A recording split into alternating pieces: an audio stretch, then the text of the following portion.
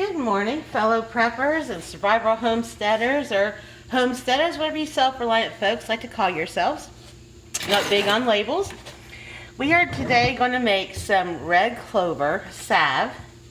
Here are the red clovers, which in my mind are purple, sometimes a light pink, but I do not see the look of red. But they are called red clover, purple clover, sweet clover. They're known by several different names. And I've rinsed everything. Now, if you are using dried, you've already rinsed them before you've dried them, so that's okay. You wouldn't have to rinse them again. These were picked yesterday and air dried a bit, so they are not thoroughly dried. They have been drying overnight, so they're kind of in between dried and fresh. And so I'm going to play around with the recipe amounts just a little bit. But I also have some dried plantain in here I just threw in. And I went out and wrestled some, I'm sorry, this is jewelweed. I had jewelweed drying. And I wrestled some plantain away from the horses and the goats. I have to really fight to find that. So I washed it up. It's fresh. So in theory, the recipe in the article tells you to use 4 parts fresh and 2 parts dried herbs. If those are the ratios to use in conjunction with the rest of the recipe, if you're using fresh or dried. I'm using a combination. That's not unusual for me. I think lots of folks may do that. They go out and pick some things fresh, they pull some things that they've had dried off of their shelves. Somewhere between 2 to 4. It's like any other home remedy or home cleaning recipe. You can tweak the consistency a little bit. Might have a little bit more or less potency if I say do 3 parts of the herbs because of a mixture of the dried and fresh. But honestly, I've not noticed a difference, even if I ignore the recommended guidelines of the 2 fresh, the 4 dried. If I just go with 2 or 4, I'm still going to have a very potent salve. The key is to make sure you get the carrier oil, especially if you're using coconut oil, and the beeswax right, because you do not want it to get too liquidy with the coconut oil, especially during the hot times of the year. And you need to make sure it gels. And the coconut oil, I've had some plantain and jewelweed salve that was coconut oil based, and even if I put it in a cool, dark place when it gets 100 degrees around here, it's going to liquefy somewhat, and then it hardens back up. That doesn't harm anything, but you don't want it to be liquidy like a lotion. So you need to make sure that you, no matter what you do with your herbs, if you go 2, 4, 3, 2.5, however you decide to make it, that you make corresponding amounts of the beeswax and the coconut oil. I'm using coconut oil. Just took this out of a cabinet. It's definitely a dark place, fairly cool, and as you can see, the bottom of it is kind of sort of solid and the top is liquidy. So that is what happens with coconut oil. You can use any other carrier oil that you would like. I use olive oil a lot because I can get it more cheaply, but that's just a preference. Olive oil works great. I tend to like olive oil in some salves better because I don't have to worry so much about it getting as liquidy with the heat and humidity, but coconut oil has so many healing properties on its own. I really prefer it in the salve, especially this red clover salve if you're going to use it for chapped skin, or tweak it a little bit, make it a chapstick. The coconut oil seems really beneficial with that. And here's my beeswax. You can get a big old brick of it, you can buy it in chunks, but I like the pastilles because they are so small and the most time consuming. And if there's any frustrating part about making salve, it's waiting for the beeswax to melt all the way. So these do melt much more quickly. If you have a bigger bar, just chop it finely as you can, and that will help speed up the melting process. And I also have here, before we get started, my little containers. These are plastic, and I really hate plastic anything. I prefer glass, but these are super cheap. I say the label. SureFresh brand. I get them from our Dollar Tree in rectangular or round or sometimes even square shapes. And I kind of like to stick to certain things in certain shaped containers. Even though there are labels on them, labels can fade or fall off over time. So if everybody gets in the habit of knowing the round one is red clover based, that will help if the label comes out years in the future. I prefer the glass ones. They have great ones on Amazon. I'm sure elsewhere, I'm sure Etsy. Amazon's were really fairly inexpensive. But these were no wait. I can run 7 miles down the road to a Dollar Tree and get them. And you're making a lot of it to stockpile for prep or homesteading use or for gifts, which I do a lot with my salves. These are far more economical at 10 for $1. You really can't beat that price. I have washed them out, disinfected them with rubbing alcohol, and let them air dry thoroughly. Just want to make sure there's not anything in there that shouldn't be. Now, the salve is red clover. You can put in other herbs if you want to. Calendula flowers are great, echinacea, chamomile. I even have little chamomile looking BB things. I guess you could call it like a little vitamin kind of a thing. I could crunch that up and put it in here. But I don't find chamomile as useful for salves as I do ingestible natural healing. But sometimes I use a different combination of these types of things in there. A drop or a pinch, depending if it's a liquid or solid. Sometimes I'll put a little vitamin E, ginger, garlic powder, and cinnamon. All these have different healing, antibacterial, antiseptic, anti-inflammatory properties. And I use this salve on us and the youngest of grandchildren, which is Ari's 1.5, and on our livestock. I don't put tea tree oil in the salve because I use that in my miracle salve, and I save that for bigger wounds. And I do have that labeled if it's going to be used for a young child or for small livestock. This, anybody can pick up and use, providing they don't have a health condition that prevents them from using clover. So there are leaves on here. Some people pull off all the leaves. The leaves and the flowers are the edible and medicinal parts of the red clover plant. I do try to pull off the stems. They really don't have any value, but the leaves do have some. They just are not as potent as the flowers. You can pull them off, you can snip them off, however you want to do. Now, to get down to making the salve, and before I forget, you can use different essential oils. If you're using something for chapped skin or acne, I suggest peppermint, eucalyptus, lavender's great, and there's nothing wrong with using tea tree oil. I just prefer to only use it in things that I can label and store and make sure they're separated from the general grabbing use of everybody. I've never once in my life had a problem with an animal or young child with tea tree oil, as long as the child's over 2. But I just prefer to monitor that closely, and these are a grab and go kind of a thing. Now, the first thing you need to do is to measure your herbs. After you've got them all prepped and you're excited, ready to go make your salve, that's an easy step to forget. And then you're like, oh my gosh, they're in the coffee cup or mason jar in the hot water, and now what do I do? Because you need to know how many parts. That's how this recipe is set up, or at least ballpark it. So that's 1 cup of my mixture of jewelweed, plantain, and purple clover. Red clover, if you must call it by what's supposed to be the right name. So that is how much I have here. I probably have another half a cup, which involves doing a little bit more math since there's fractions. But you can make as big or as small of a batch as you want, and as long as it's processed properly and stored in a cool, dark place, I've had it keep for 5 years. And you can always just dry your ingredients and mix it up as needed if you're worried about a buildup of bacteria or mildew or mold, which can happen. A little tiny crack in your containers, or something that may have not dried properly or could have had some kind of fungus on it you couldn't see. So I have 1.5 cups here. So I'm going to know when I start doing my math for my percentages of the coconut oil and of the beeswax exactly how many herbs that I have. Now I'm going to go ahead, I'm going to put my mason jar over the strainer so I don't lose even a tiny little bit. My materials here, unless they flop out from the top, because like an idiot,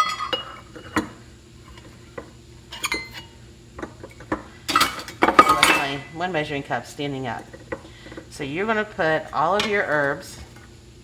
If you're using these spices or essential oils, those do not go in until your beeswax is nearly melted. You do not want them in during this simmering process, which is like making an infusion.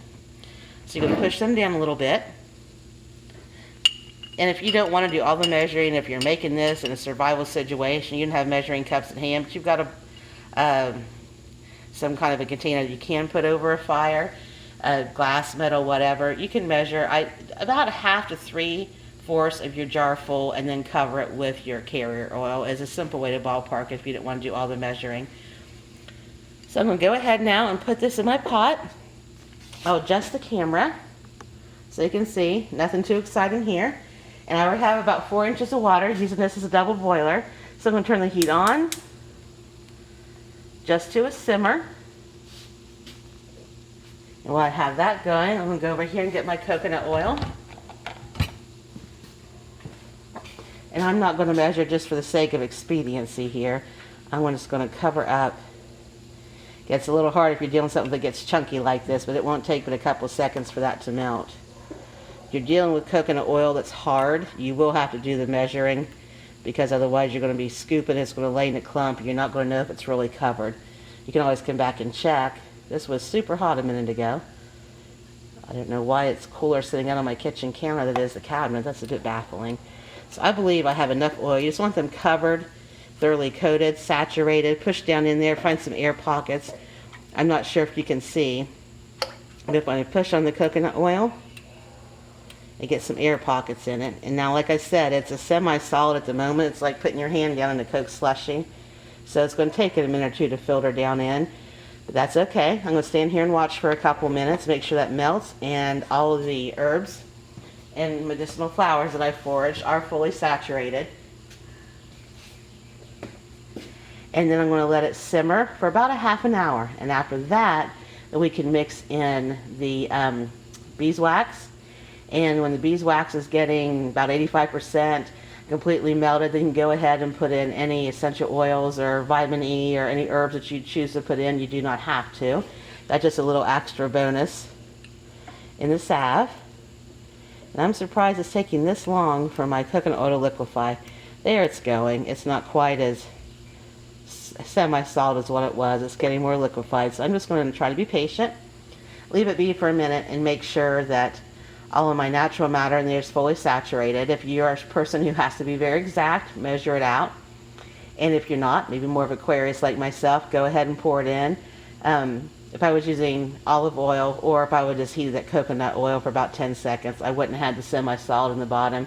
I really thought when it poured out, it would have been as liquidy as the top after sitting out for several minutes, but it wasn't.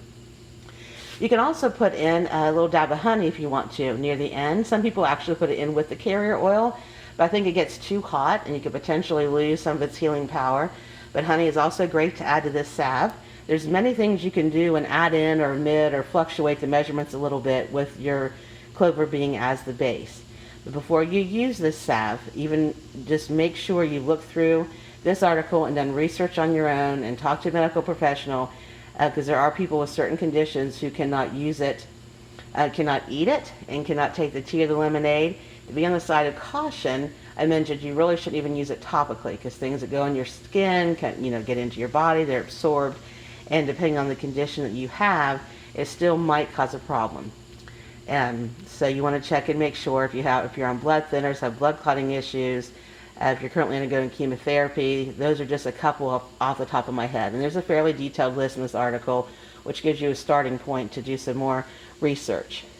So this is going to simmer for about half an hour, and then we'll shoot another video showing what comes next and how to get your salve poured in and what it looks like when it's all done.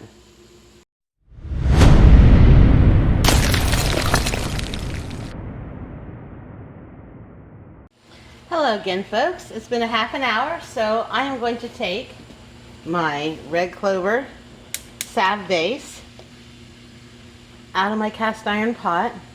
If you use cast iron like I do, it holds the heat really well. Sometimes that can speed up the process, but you want to make sure that you simmer as long as you need to. And err on the side of caution and simmer a little longer if you must. You want to make sure you extract all the nutrients, potential healing properties out of the natural material that you're using. I'm going to give a little bit of a stir here.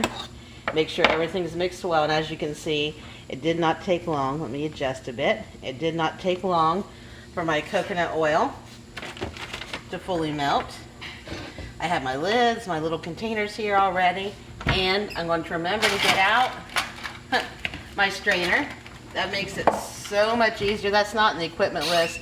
It's not necessary, but if you are pouring into a little amber bottle or even one of these bigger round storage containers, it'd be so much easier that you do not lose any bit of your liquid when you use the strainer.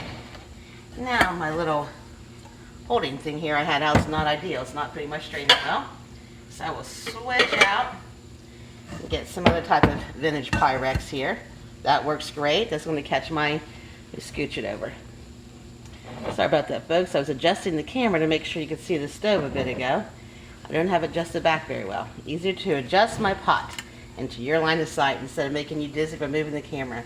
Now the mason jar does come out very, very hot. I'm going to go ahead and grab me a second oven mitt. And I think these are so bulky, sometimes it can cause you to almost drop the mason jar.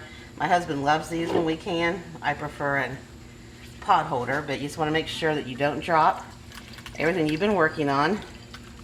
Pour it in. Watch out for the splash. Okay. Now it's all poured in here. I'll give it a tilt so that you can see in the camera, which is also helping with the draining. You're going to have to wait a couple of minutes to make sure you get all your juice drained out of these thicker flower heads. And I'm going to help it along a bit by taking my spoon that I stirred just a couple of times since my coconut oil was semi-solid, and mush out some liquid. And as you can see, that makes a difference because I'm getting more liquid out of it. Some people reuse their natural matter. I don't. I find once it's been mixed with a carrier oil, it's more likely not to dry as well, and you've lost potency anyway if they've already been heated once. I'm going to go ahead and keep squeezing. If you're in a survival situation or on your homestead in the middle of nowhere, need something, need to make more for somebody who's ill or injured, and you don't have any more forage, give it a shot. It's not going to hurt if you make it and use it right away. There won't be the storage issues. But what you can do, it's not ideal because you've used carrier oil in it, but you use a natural carrier oil, you might still be able to process some of the natural matter into a natural dye. If you have sheep or your friend does and you're dyeing wool or dyeing some material or want to make some homemade paint for a neat project or just something for the kids, you could use it for that. I would recommend washing them again. The flower heads are still going to be infused with the carrier oil, and the carrier oil is going to distort the color a little bit in your natural dye, and it's already going to be a little bit lighter because everything's been exposed to heat once. But it could be a way to make use out of your material again. Okay, I could probably squeeze a little bit more juice out of there. I'm not going to have you sit here and watch this. As you can see, it gives a little bit of a greenish cast. Now the clover typically on its own looks just a bit darker, but I added in some plantain and some jewelweed, so that adjusted it for more of a tea color. So you want to, ideally I need a fine mesh strainer because that would have gotten a little bits of the natural material out more. I think I'm going to grab a coffee cup this time because the mason jar that I have handy does have some leaf stuff to it. So I'm going to adjust you. I have to this time, guys. Hold on. Okay, I'm going to put, wow, I don't think that coffee cup's going to do it. I'm going to have to grab another mason jar. Good idea to have 2 mason jars handy. Live and learn.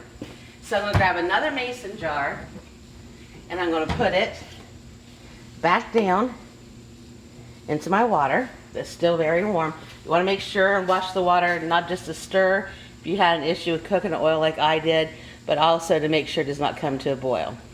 And you can use your funnel in this process. See, I still have some natural matter in there.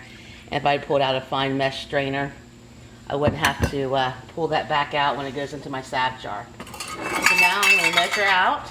Sorry about the clanging. I love my grandmother's old metal measuring cups. I'm going to measure out my beeswax, which is 1 part of the amount of the herbs or flowers that you use. And I use 1.5 to 2 cups of herbs. So I'm going to use a heaping cup of the beeswax.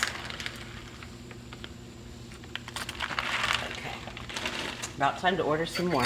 Now I'm going to take my beeswax here and I'm going to pour it carefully into my mason jar. You can do this before you put it into the pot, which is probably a better idea.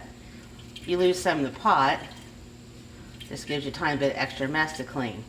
If you're getting down to the near of your bag, like I am on that one, you don't want to lose any little bit and not have your salve ratio right, because once it drops in that hot water, you don't want to put it back in here and add water to what you're making. I think I was able to get it all in here pretty good. But if I would have done it over top of my strainer or a bowl, whatever I would have lost, I could have picked back up. There's still a few left in the bottom. I'll go ahead and get them out. Now I'm going to give it a stir. I'll pick it up here so you can see better what it looks like. The beeswax is already starting to get a little less solid just from the heat, but it's got a long way to go until it melts. So I'm going to turn my oven back or my stove back on. Now this time you will need to stir frequently.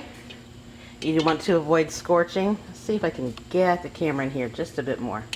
Stir frequently to avoid scorching, and it's probably going to take a good 5 minutes for that beeswax to melt. And once it gets close to the melting point, about 85%, you want to pour in anything else that you've decided to use if you have, like my cinnamon, ginger, garlic, vitamin E, any essential oils. You just don't want to add too many solids or liquids, or the sap consistency will not turn out correctly. So just a pinch or a drop. I'm probably going to do a quarter to half of a pinch of my different herbs there. And you just kind of get a feel for it. It's like doctoring up any baking recipe with a little extra sugar or cinnamon. So I'm going to go ahead and keep stirring this. And when we get close to the point where we're going to add in the other ingredients and then get ready to pour, we will start another video.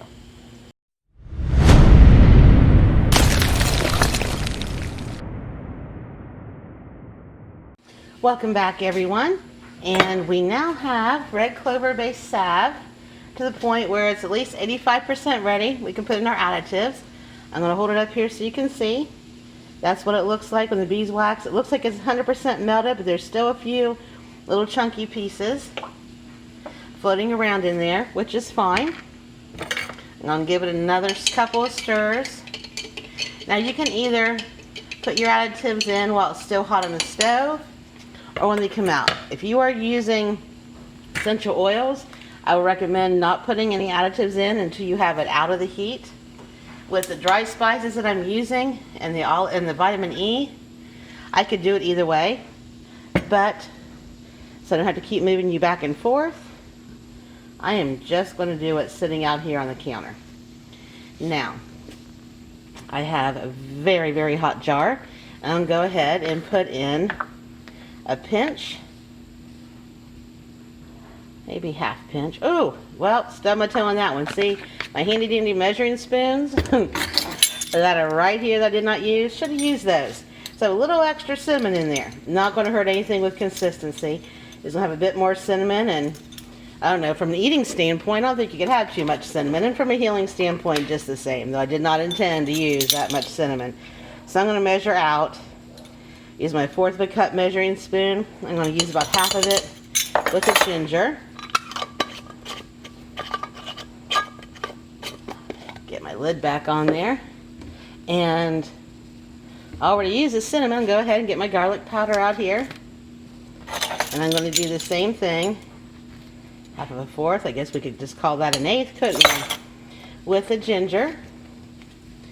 And I'm going to just use the cap on this little bottle of vitamin E. I've had this bottle for a long time. I get big bottles, and then I just keep this little one to refill, because this little lid here is perfect for measuring just about a pinch or a drop. You can use the capsules too. Just poke a hole in them and then squeeze out the vitamin E. So now that everything's in there together, I'll give it a couple stirs. See, I still see a couple little strands of pastils, and that's using the tinkiest, tiniest form that there is. It just takes the beeswax a very long time to melt, which is good, because when it hardens, that's what you want it to avoid doing, is the melting. Okay, so now I'm going to fill up these little containers. If you want to make this today, you're all excited, you have what you need to make it, but you don't have any little containers, that's okay. Use a mason jar, a coffee cup, red solo cup, and just pour the whole thing in, or you can leave it in this and put a lid and a ring on it. And then when you need to turn it into salve, you use something else, pour it in little containers. You can just put it back on the stove or in the microwave for just a few seconds. You don't want to go reheating all of your natural ingredients and then lose more of their potency. But you can go ahead and just do that to make it liquid enough that you can pour it into your containers. I'm going to make sure I have this situated right here. I am so sorry, I just jiggled the heck out of you. Okay, jar's still hot, but not too hot to touch. I made that mistake before and then dropped it. So I'm going to go ahead and pour it in my container here. And see, it has kind of a nice honey color, and it was this dark before I put the cinnamon in, or nearly.